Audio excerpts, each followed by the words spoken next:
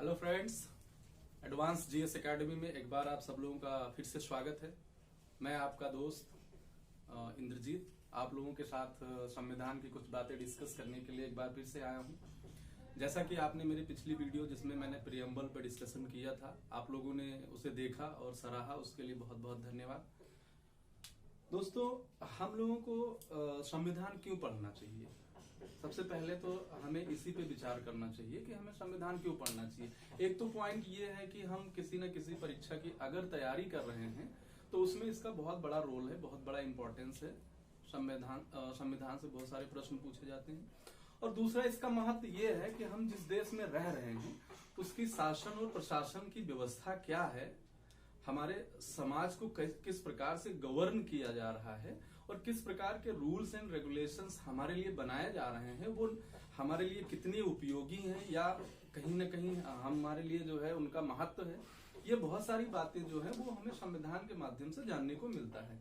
तो इसी क्रम में आपका ज्यादा समय न लेते हुए मैं कोशिश करूंगा कि संविधान की एक व्यवस्थित रूपरेखा और उसके कुछ महत्वपूर्ण बिंदुओं पे आपसे हम बात करें और आपको ये हम बता पाएं कि आखिर संविधान में ऐसी क्या क्या बातें हैं जो हमें और आपको जाननी चाहिए, जो कि परीक्षा के पॉइंट ऑफ व्यू से और उसके साथ में प्लस अपनी एक जिंदगी को बेहतर बनाने के लिए हमें एक अवेयर सिटीजन बनना होगा, एक जागरूक नागरिक बनना होगा।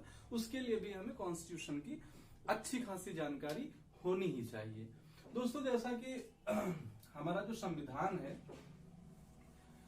उसकी कुछ मूलभूत विशेषताएं हैं जिनको हम आपके साथ शेयर करना चाह रहे हैं, डिस्कस करना चाह रहे हैं। सबसे पहली विशेषता यही है कि हमारा जो संविधान है वो सबसे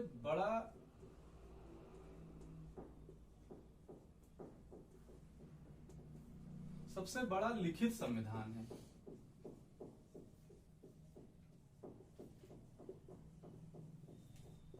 दोस्तों, ये सबसे पहला पॉइंट है जिसपे हम आपको बताना चाहेंगे कि पूरी दुनिया में जितने भी संविधान बनाए गए हैं, चाहे वो संयुक्त राष्ट्र अमेरिका हो, चाहे फ्रांस हो, जर्मनी हो, जापान हो, सभी के संविधान हमारे संविधान की अपेक्षा काफी छोटे हैं और उनकी जो बनावट है, उनकी जो संरचना है वो इतनी विस्तृत नहीं है जितनी हमारे संविधान की है। और उसके पीछे सबसे बड़ा रीजन ये है कि हमारा जो देश है उसमें पॉपुलेशन भी अधिक है और डाइवर्सिटी बहुत ज्यादा है। कास्ट, कल्चर एंड बहुत सारे बेसिस हैं जिसके लिए हमें उनके राइट्स और बहुत सारी ऐसी बातें हमें अपने संविधान में शामिल करनी पड़ी। इसलिए हमारा संविधान जो है वो सबसे बड़ा लिखित संविधान बन गया। तो सबसे पहली विशेषता यही है। दूसरी विशेषता दोस्तों ये है कि हमारा जो संविधान है ये नम्य और अनम्य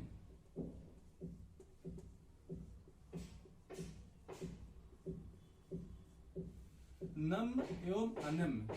दोस्तों, नम्य का मतलब है रिजिड, फ्लेक्सिबल, और अनम्य का मतलब है रिजिड।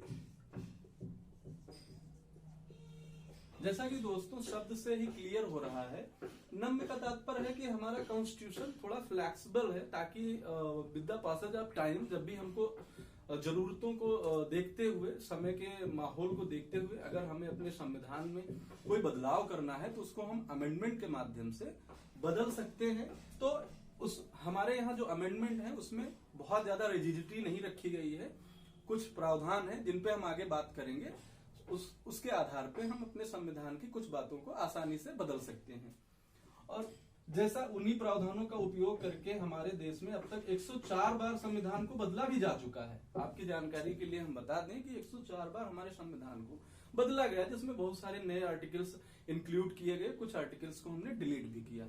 और दूसरी चीज है कि हमारा संविधान रिजिड भी है कि हम कुछ प्रोविजन ऐसे हैं जो हमारे संविधान की मूल संरचना है, जो बेसिक स्ट्रक्चर है, उसको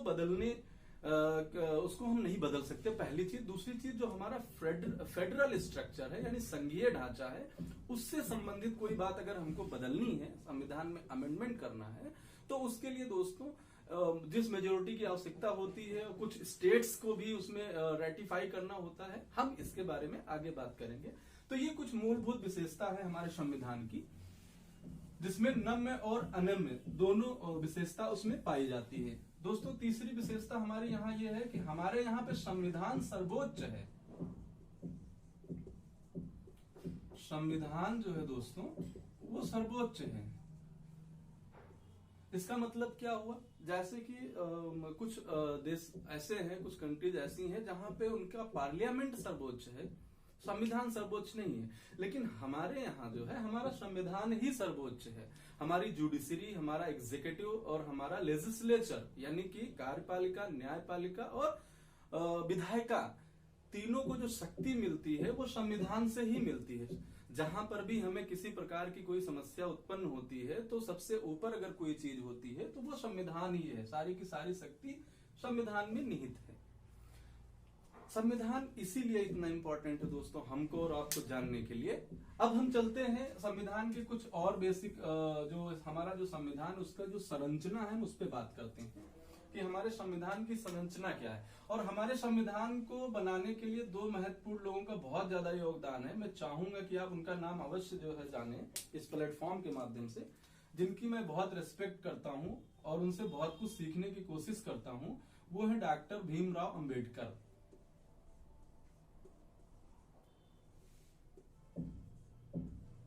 डॉक्टर भीमराव अंबेडकर जी, ये जो ड्राफ्टिंग कमेटी थी यानी मसौदा समिति थी, उसके अध्यक्ष डॉक्टर अंबेडकर को बनाया गया। उसके पीछे भी बहुत सारे कारण थे दोस्तों। मैं आने वाले समय में आपसे इन बातों पे और विस्तृत चर्चा करूंगा। और दूसरे इसके जो संवैधानिक सलाहकार थे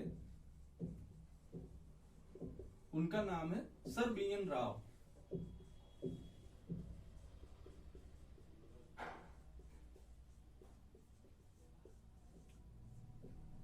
दोस्तों ये दोनों नाम इतने इंपॉर्टेंट है हमारे संविधान के बनाने की प्रक्रिया में कि जिनको हमको और आपको अच्छे से जानना चाहिए और समझना भी चाहिए।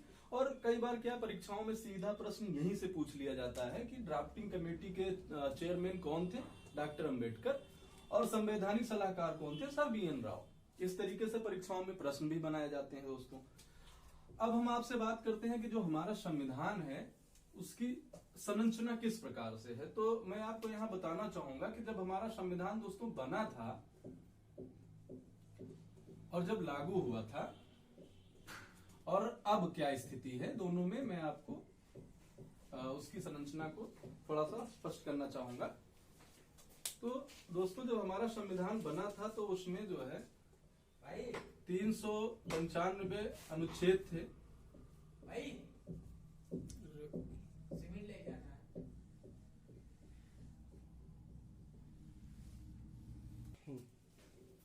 दोस्तों संविधान जब बना था तब उसमें 395 अनुच्छेद थे और अगर अब की स्थिति आप देखेंगे तो लगभग 470 अनुच्छेद हैं। ठीक दोस्तों, जब हमारा संविधान बना था तो उसमें भाग जो है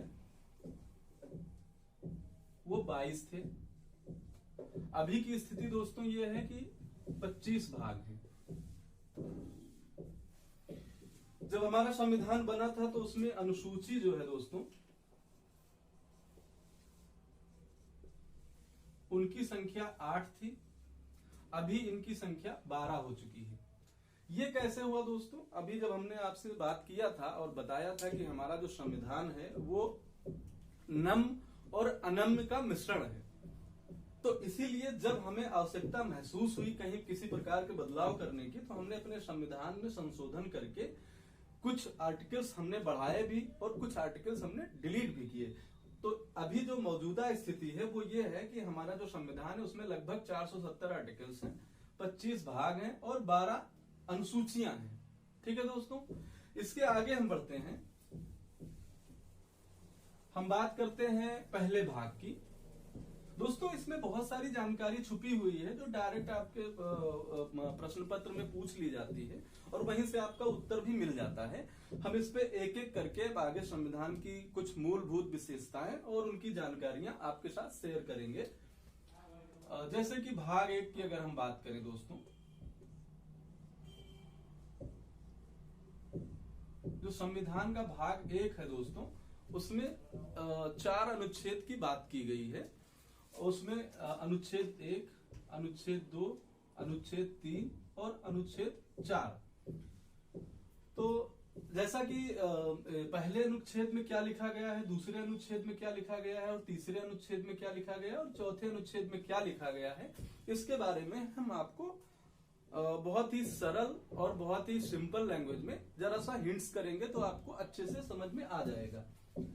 दोस्तों पहले जो पहला आर्टिकल है उसमें भारत का जो राज्य क्षेत्र है, राज्य एवं जो हमारा क्षेत्र है या यूं कह लीजिए कि केंद्र शासित प्रदेश, उनके बारे में डेफिनेशन दी गई है और इसमें भारत के नाम के बारे में भी बताया गया है कि भारत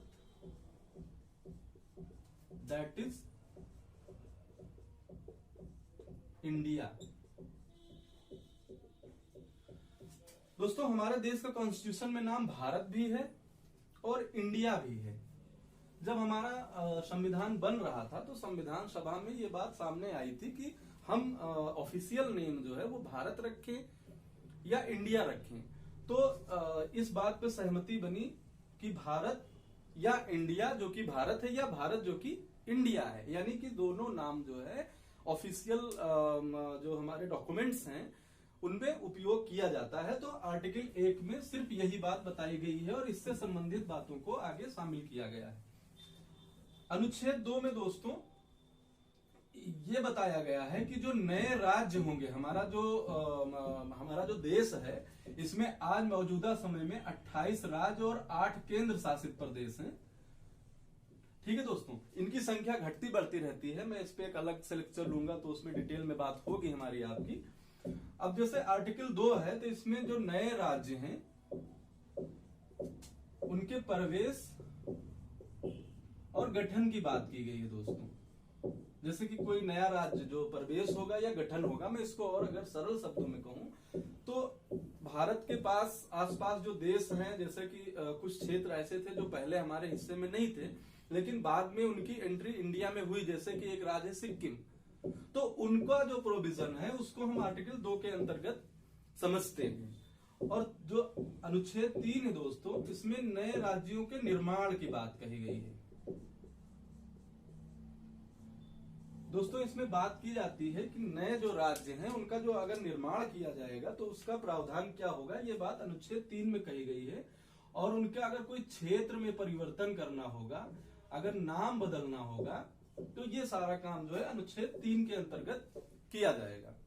ठीक है दोस्तों, यहां से डायरेक्ट परीक्षाओं में प्रश्न भी पूछ लिया जाता है कि नए राज्यों का निर्माण, क्षेत्र में परिवर्तन या नाम में परिवर्तन किस अनुच्छेद के तहत किया जाता है, तो वो आपका अनुच्छेद 3 है। और ये दोस्तों पीसीएस और सभी वनडे एग्जाम्स में बहुत ही उपयोगी है और यहाँ से प्रश्न बनाने की प्रवृत्ति अब जो आयोग हैं उनकी बढ़ रही है। इसलिए इन चीजों को आप स्पष्ट रूप से समझ लेंगे तो आपके लिए बहुत अच्छा होगा।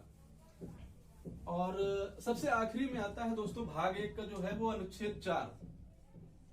दोस्तों अनुच्छेद 4 में ये बात कही गई है कि अनुच्छेद 2 और अनुच्छेद 3, दोस्तों अनुच्छेद में बात ये कही गई है कि अनुच्छेद 2 और अनुच्छेद 3 जिनके तहत अगर हम किसी राज्य का निर्माण करते हैं, किसी नए राज्य का गठन करते हैं, नाम में परिवर्तन करते हैं या ऐसा कोई भी कार्य करते हैं, तो उन्हें अनुच्छेद 368 के तहत संविधान संशोधन नहीं माना जाएगा।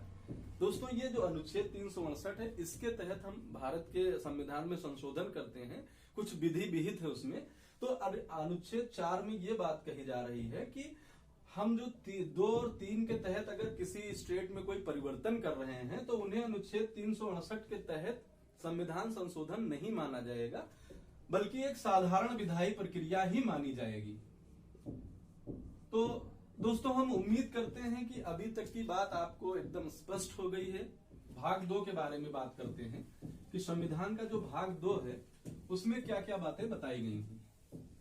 दोस्तों सबसे पहले हम आपसे थोड़ी एक बात करना चाहेंगे, वो बात ये है कि हमें शिक्षा क्यों लेनी चाहिए। शिक्षा जो है वो समझदार बनने के लिए लेनी चाहिए। और समझदार क्यों बनना चाहिए? समझदार इसलिए बनना चाहिए ताकि आप सही जीवन जी सकें, आपके जीवन को सही तरीके से आप जी सकें, चला सकें। उसके लिए शिक्षा जो है वो बहुत ही उपयोगी है। मैंने बचपन में जब मैं स्कूल जाता था तो दीवार पे लिखा होता था और उससे पढ़ के मैं आज भी अपने आप को प्रेरित करता हूँ। मैं आपके साथ उसको बताना चाहूंगा 2 मिनट में। और वो है, शिक्षा है अनमोल रतन, शिक्षा है अनमोल रतन और पढ़ने का सब करो जतन। तो दोस्तों, पढ़ाई जो है वो कभी भी वेस्ट नहीं जाती है। इसलिए आप किसी भी पेशे में हैं या कुछ भी कर रहे हैं, आप स्टूडेंट हैं या गृहस्थ हैं या आप व्यवसाय कर रहे हैं या कुछ भी कर रहे हैं, लेकिन हमको आपको अपने समाज के बारे में, अपने देश के बारे में और बहुत सारी ऐसी बातें जिनके बारे में आज डिजिटल माध्यम के थ्रू आप आसानी से चीजों को जान सकते हैं और समझ सकते हैं। उसी क्रम में हम आगे बढ़ते हुए हम भाग 2 के बारे में संविधान के बताना चाहेंगे कि जो भाग 2 है इसमें क्या बात बताई गई है। दोस्तों, भाग 2 में जो है अनुच्छेद 5, अनुच्छेद 6, अनुच्छेद 7, अनुच्छेद 8, अनुच्छेद 9, अनुच्छेद 10 और अनुच्छेद 11 की बात की गई है। दोस्तों, इसमें 1, 2, 3, 4, 5, 6, 7 टोटल 7 अनुच्छेद हैं। और इनमें हमने किस चीज की बात की है भाग 2 में? इसमें नागरिकता के बारे में बताया गया है।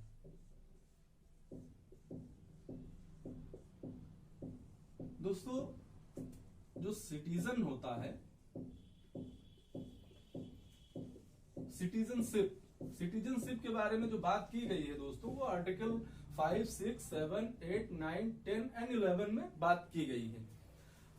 जो अनुच्छेद 5 है, इसमें यह बात की गई है कि जब हमारा संविधान बना था और जब लागू हुआ था तो उस समय जो लोग थे उनकी नागरिकता, यानी कि जब हमारा देश बना, आप लोगों को पता होगा, तो पाकिस्तान और भारत 2 भाग में बट गया। पहले दोनों एक ही था, इसमें डिवीजन हो गया। तो पाकिस्तान में जो लोग रह रहे थे वो भी भारत के ही थे। ठीक है दोस्तों।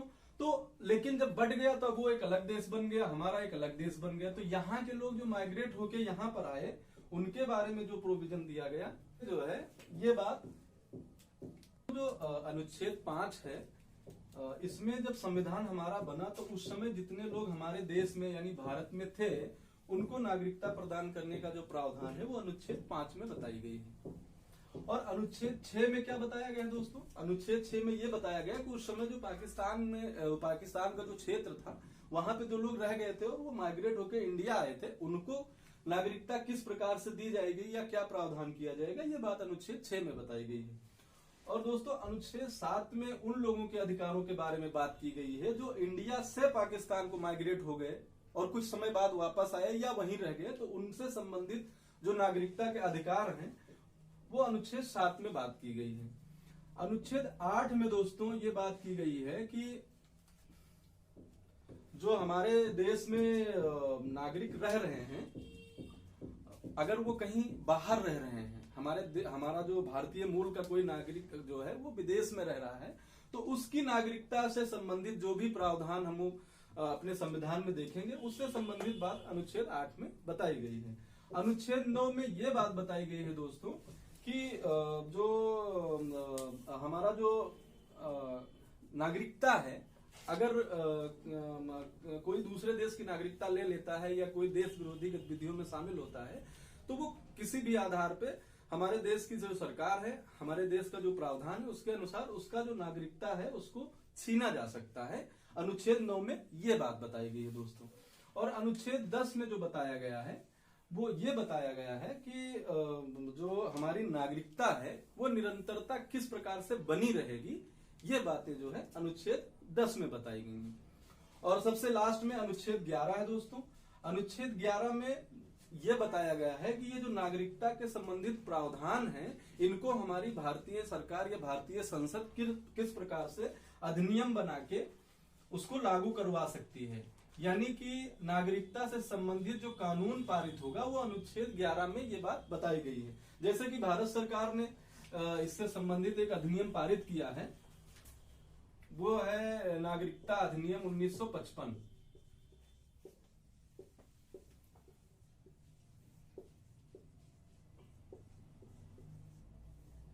दोस्तों, इसमें कम से कम 8 बार अब तक जो है संविधान संशोधन इसमें अमेंडमेंट करके इस कानून में 8 बार लगभग बदलाव किया गया है।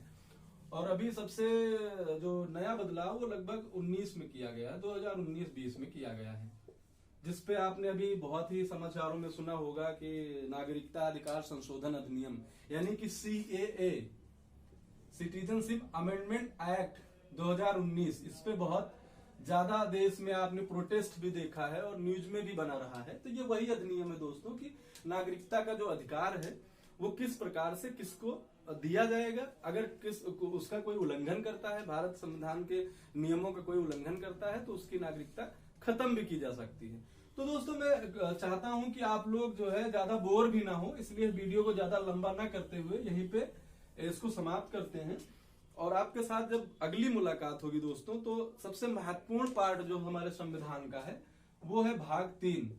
तो हम इसके बारे में आपसे अगले वीडियो में बातचीत करेंगे। कोशिश करेंगे कि आपको ये वीडियो बहुत ही एंटरटेनिंग लगे, बहुत ही इंफॉर्मेटिव लगे दोस्तों। तो इसको आप लोग देखिएगा और लाइक करिएगा, शेयर करिएगा, सब्सक्राइब करिएगा और कमेंट करके हमें अप्रिशिएट जरूर करिएगा। बहुत बहुत धन्यवाद।